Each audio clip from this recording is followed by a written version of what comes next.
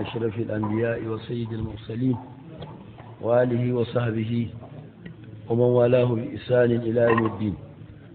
اللهم أنت ربي لا إله إلا اللهم إنك أنت الذي أنعمت فألمت، أنت الذي فتحت فألهمت، لك الحمد كما أكرمت ففهمت، وقلت وقولك الحق ووعدك الصدق، سنقرئك فلا تنسى، قلت وعلمناه من لدنا علما، وقلت وعلم آدم الأسماء كلها، أسألك بفضلك من فضلك أن تعلمني كما علمتهم وتلهمني كما ألهمتهم وتحفظ ما مننت به علي كما حفظته عليهم. قلت إنا نزلنا الذكر وإنا له لحافظون.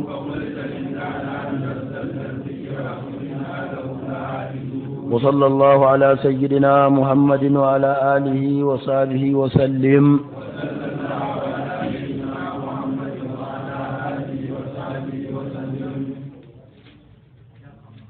اللهم آمين آمين. وسع آمين يا رب. وسع كرسيه السماوات والأرض، وسع كرسيه السماوات. الكرسي ناسا يا يلوتي سمي kursiyu kamar da muka gabatar a ma'arifatu sani'i shine halitta mai girma ta biyu bayan al'arshi. babu halittar da ta kai shi girma, amma suna saɓani akan ayyanawa. al-kursiyu wasu ci ilimi, akwai masu al-kursiyu ilmun lahi, wasu na cewa al-kursiyu ƙudratun lahi. amma dai hadisi bai karfafi waɗannan duka fassarorin, suna da ɗan yawa ma. abin da al'arshi hadisi yake faɗa, kursi halitta ce da Allah halicce ta wadda ta fi sammai da ƙasai gaba ɗaya girma, kamar da alƙur'anin ya nuna. wasi'a kursiyuhu as-samawati wal arda.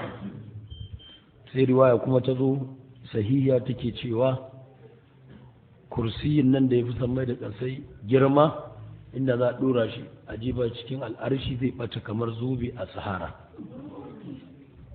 yayin da shi ma da za a jiba shi al'arshi shi ma zai ɓata kamar haka.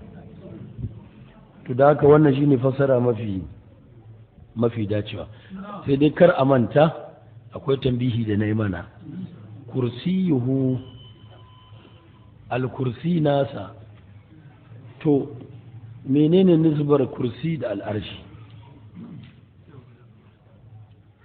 wasu suna cewa abu ɗaya ne, amma dai da alƙur'ani da hadisai suna nuna daban-daban ne. to in daban-daban ne, kar ku manta akwai wasu riwaya da suke nuna zaman Allah kansa, to kuma na rigima ce babba. in Allah ya zama kan kursi kuma ya zama daban kursi yake da al'arshi, wani Allah ne akan al'arshi, wanne ne akan al-kursi? sai dai in abu ɗaya ne. to in kuma abu ɗaya ne, ya za a da riwayoyin da suka nuna daban-daban ne. Allah sa na fahimta. ku riƙe waɗannan, daga waɗannan duk suna da tabbata mana ta Allah ba shi ne ba akan al'arshi da zati, wata ma'ana ce ake nufi. Allah ya sa mu dace. wa huwa al-aliyyul azim, shine madaukaki, al-azim shine mai girma, al-alimu masani, al-khabiru masanin abin da ya faku ko mai ba da labari da abin da ya faku. Al-khabir tana zuwa da muktabir wani lokaci, mai gwaji tana zuwa da al-muttali'u ala ma gaba, ana ce masa khabir. Sannan al-alimun ma ko al-alimu ana ce masa khabir, masani. Kenan tana da fassarori. Daga cikin ma'anar khabiru mai gwaji, khabiru masanin abin da ya ɓuya, khabiru mai ilimi.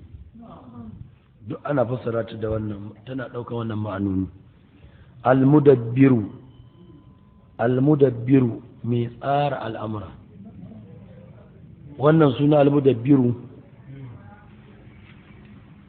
zai zama cikin sunayen sifa, ma'ana suna da aka istiƙaƙi daga sifa, yudabbirul amra, ta zo da yawa alƙur'ani, amma babu almudabbiru, la alƙur'ani la a riwaya.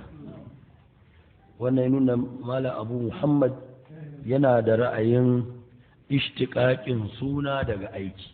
To dama mun yi karatun a can wajen asma'ul husna cewa malumman musulunci duk sun yarda da wannan. Ga ɗaya mun samu nan, almudabbiru babu shi a zahirin alƙur'ani, babu shi a zahirin hadisi, sai dai aikin. Allah ya kusufanta kansa da tadbir. Almudabbiru ay almubrimu, almunaffizu mai tsarawa ya zartar. Alƙadiru mai iko, as-sami'u mai ji, mubalaga ce ta ƙadiru. As-sami'u mai ji, albasiru mai gani, al'aliyu maɗaukaki, alkabiru mai girma. Nan kun san a baya na muku bayanin la walada wala walida wala sahibata wala sharika. Ya na fassara la shabiha wala nazira wala sharika.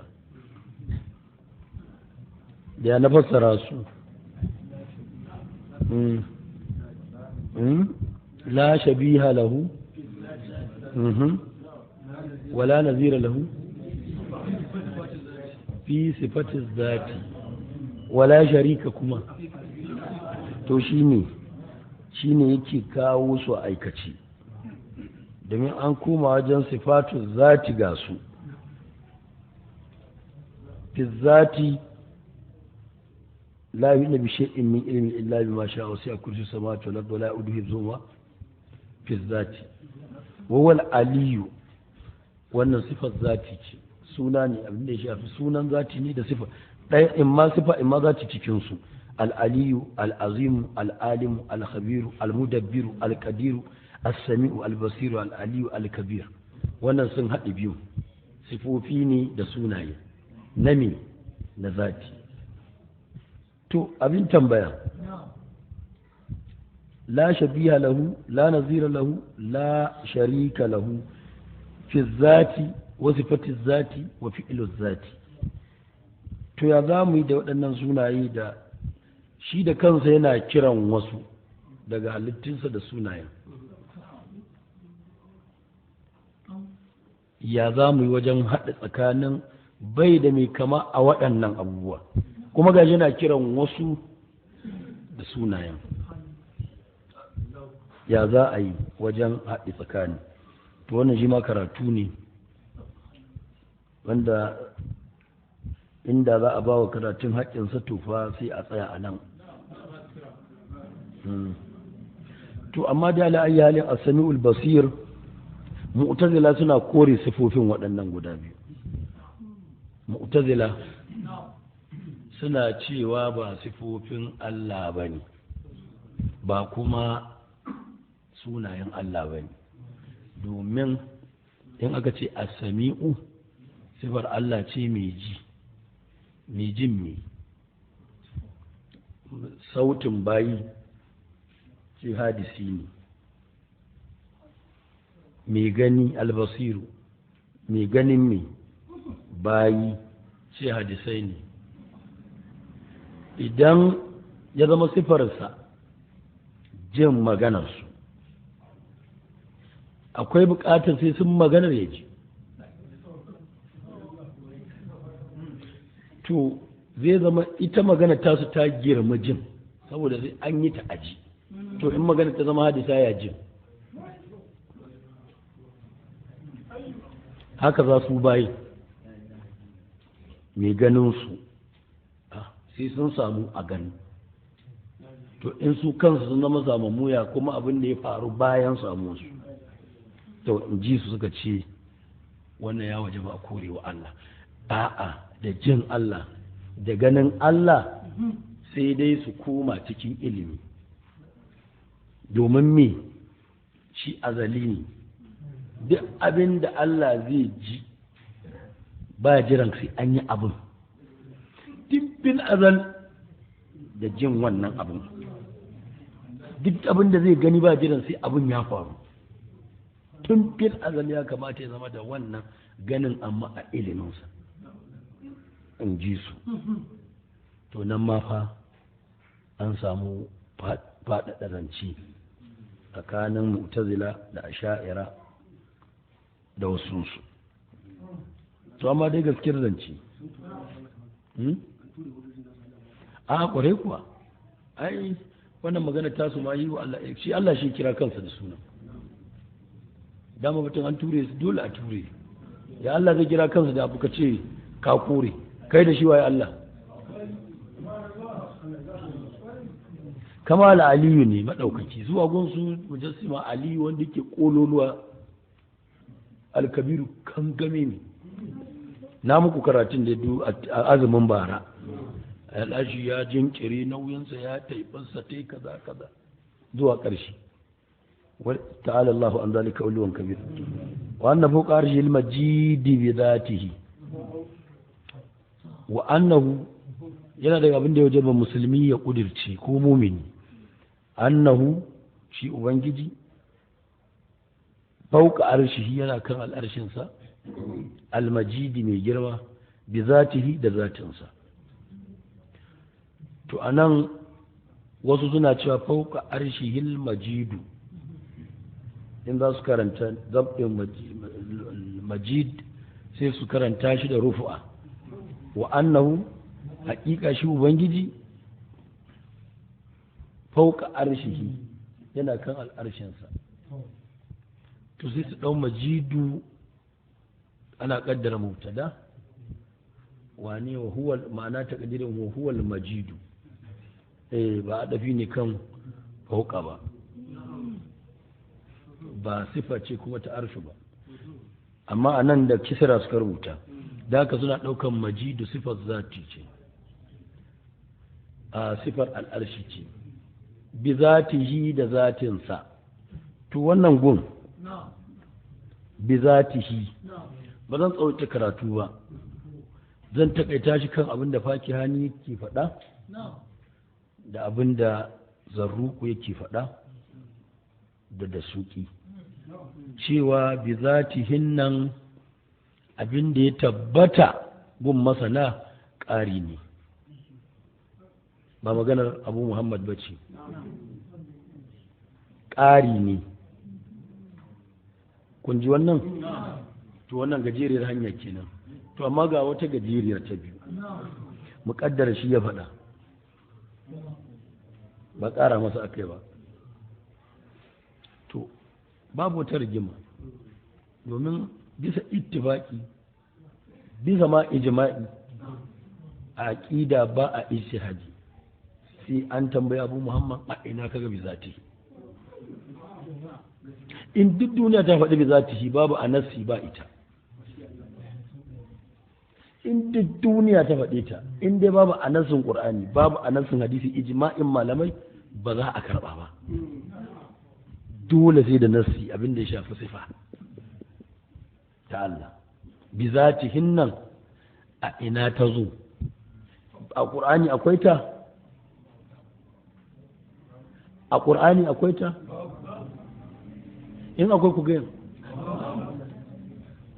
A hadisi akwai ta? To da haka ba ita. Hanya ta biyu kenan. Hanya ta uku, ni na ɗaukan ma ma'anar sahihiya ce ba rigima ai ba ce ala arshi hilma jidi bi zati ba fauka ya ce huwa fauka jami'il khalqi ma bi zati zatinsa sama yake da duk wani zati ko akwai daidai da shi balle a samu wanda ya fi shi zatinsa ba sama yake da duk sauran zatuka ba to fauka arshil majid bi zatihi dan ba ala yace ba balle nuna zama fauqiyan nan kuma ma'anar ta daukaka daga Allah yana faɗa rabbul arshil azim ubangijin al'arshi mai girma wannan yana nuna ni al'arshi babban abu ne sai abu mamman ke cewa amma Allah fiye sama yake da shi kenan karatu da ka ni a guna ma ba sai an tsaya ko ce ƙara masa aka yi da ala ya ce sai a ta wannan rigimar ala arshil majidi bi zatihi to anan za a yi ta wannan rigimar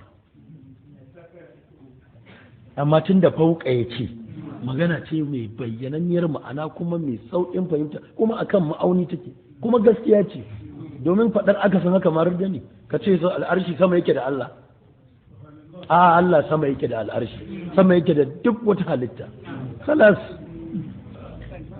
ne rigima nan to ni abin da na ɗauka kenan fauka arshil majidi bi zatihi li'annahu a'la min jami'il mukawwanati wal kainat subhanahu min wahidin la sharika la amin anan amin ya rabbi me yasa ake sifanta shi kursi babu inda ya zo da sifar girmamawa sai al'arshi wannan yana nuna daban-daban ne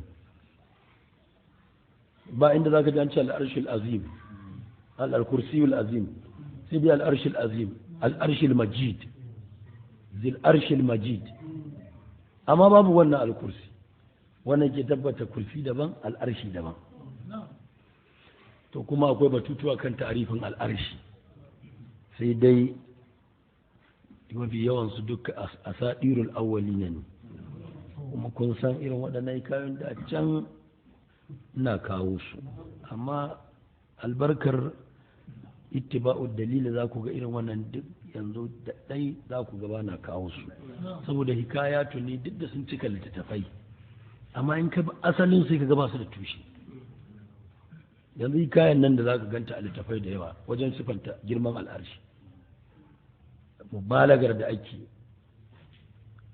wanda aka ga lada iya a yi ta domin me a isu da abin da ya inganta kai kadar ma ba wani bayani da ya zo na sifofin girman ya ishe ka cewa a ɗauki sammai da ƙasai a sa kursi su ɓata a ɗau kursi a sa al'arshi ya ɓata amma irin hikayoyin nan da ake faɗa na bayanin girman da yawan kafafuwan da tubin wani mala'ika ya kama kafa ɗaya ya furfurce ya tsofe an ƙara masa wasu fuka-fukan ya biya yana nan yana ta tafiya da irin wannan idan ka duba a asali ga tatsuniya ce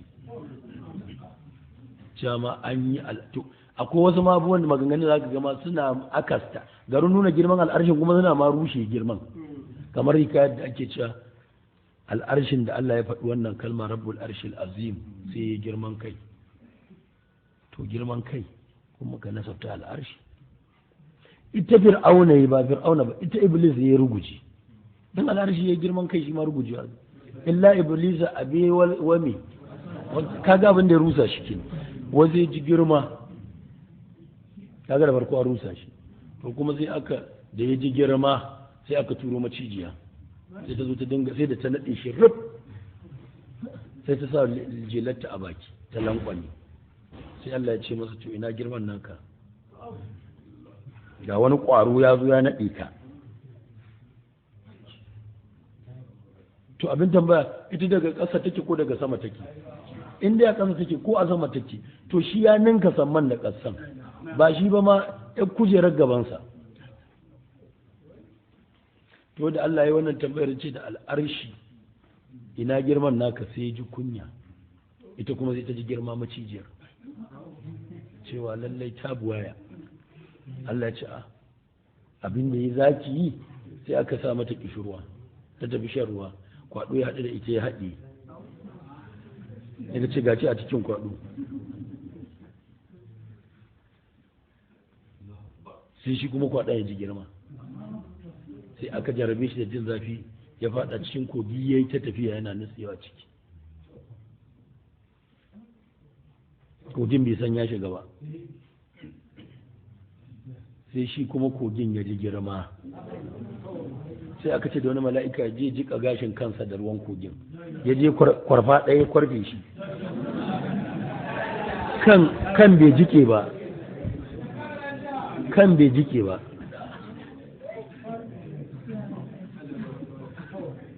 to haka dai ni na manta hikayar ma da yake yanzu ba duba su nake ba.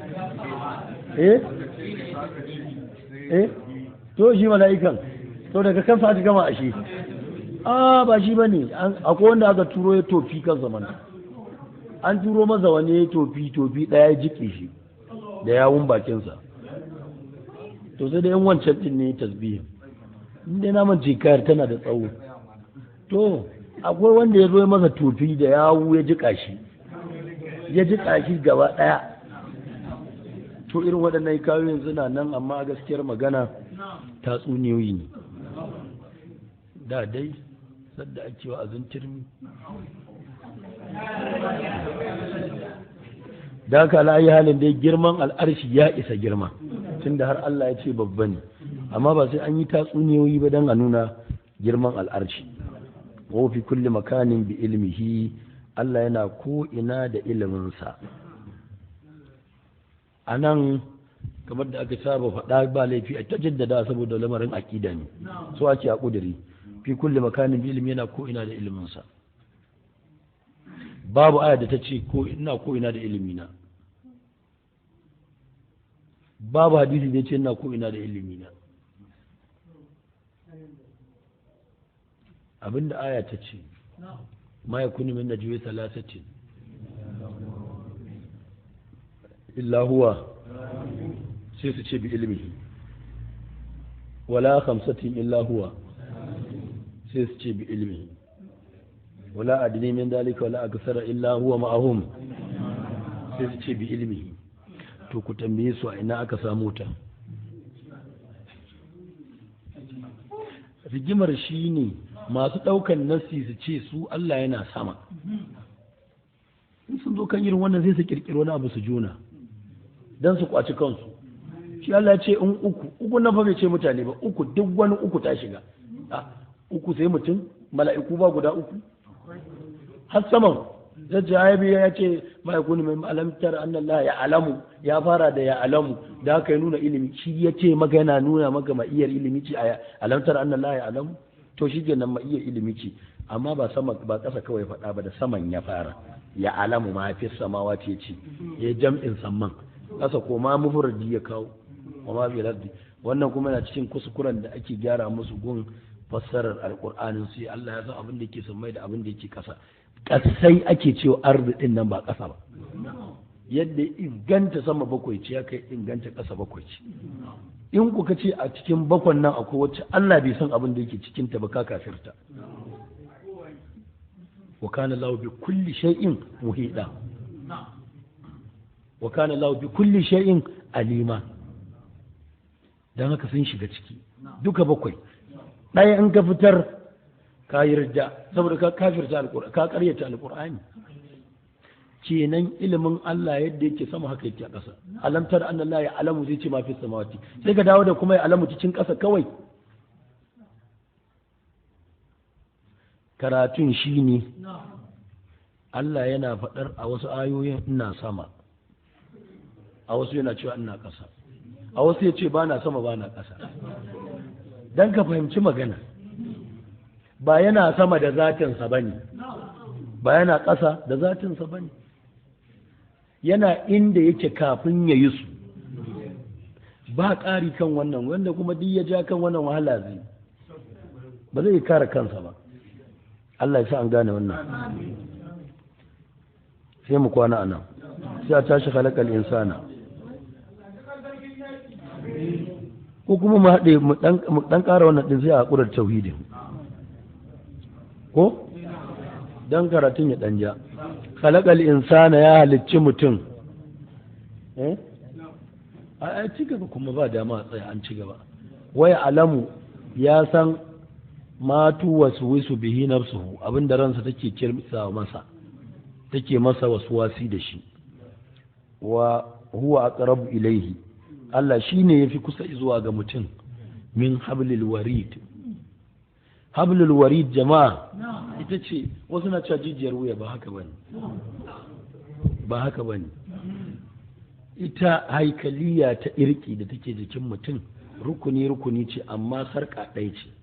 In an ce hablul warid jumlar jijiyar da take rike da mutum tun daga ƙeya har agara.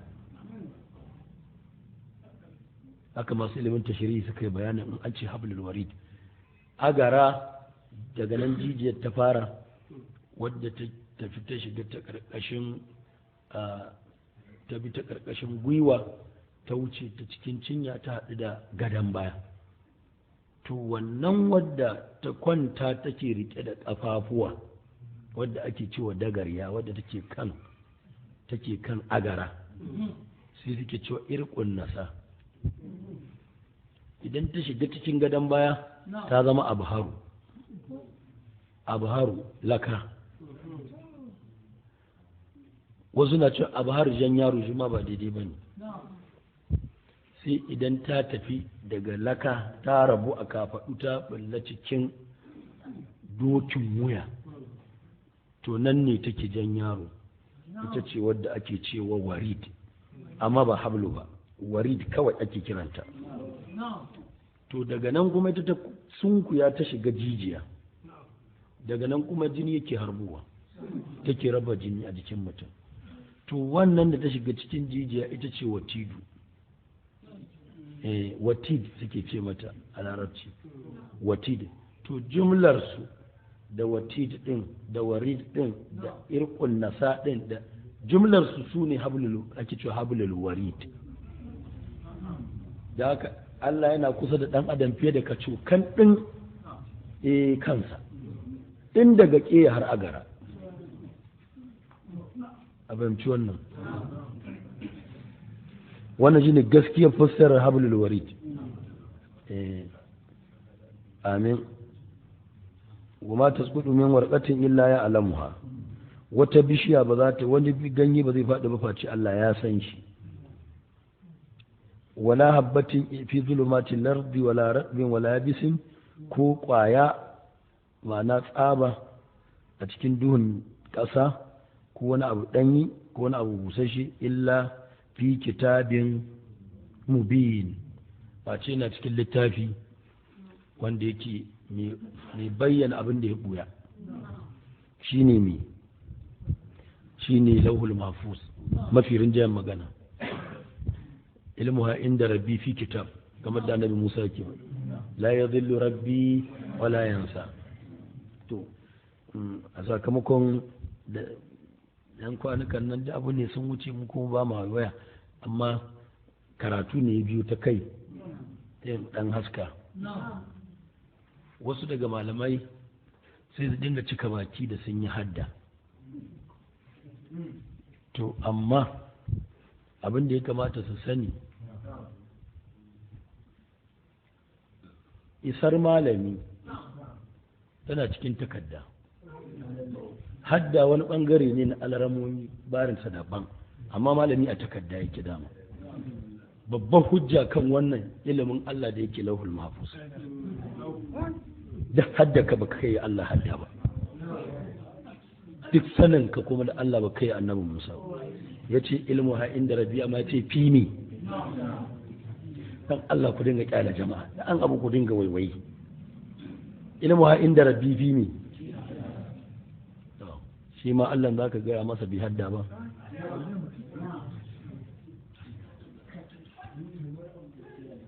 Karatu ne biyu ta kai, kuma dan ba waɗanda za mu amsa ba ne da ba su kuma marmarin maimaita kalmar ba, amma Allah ya maganta. Amin ya rabbi. Sai mu kwana a nan. Anam. To, ba a ƙarin bayani kan zatin Allah. Annabi ya hana. zatin Allah sai dai halittar da zatin yi, amma zati ai ba a tunani a cikin zati. Me ja batan waɗannan masu fira kuɗin yanzu wanda ke cewa Allah yana ji, to sai an magana yake ji ko kafin ya yi ta ko kafin a yi ta? In kafin a yi ta ne kenan ba ji ba ne, don abin da babu shi a yi magana an ji? Aka gane karatun ko? To idan kuma sai an yi ya ji, to ai magana ta girma jin.